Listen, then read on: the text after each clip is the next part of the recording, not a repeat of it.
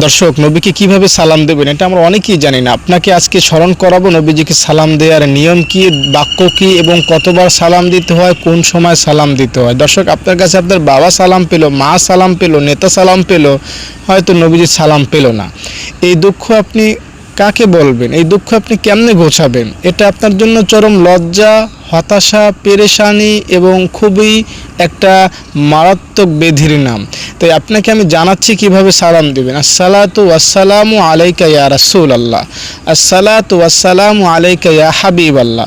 নবীকে স্মরণ করে, নবীর কথা ভক্তি করে এই দুটি সালাম বা আরও যত সালাম আছে একের অধিকবার দেওয়ার চেষ্টা করবেন। মানুষকে দেখলে একবার সালাম দিতে হয়, কিন্তু নবীকে 100 বার 200 বার যত সালাম দেবেন তত উপকার পাবেন।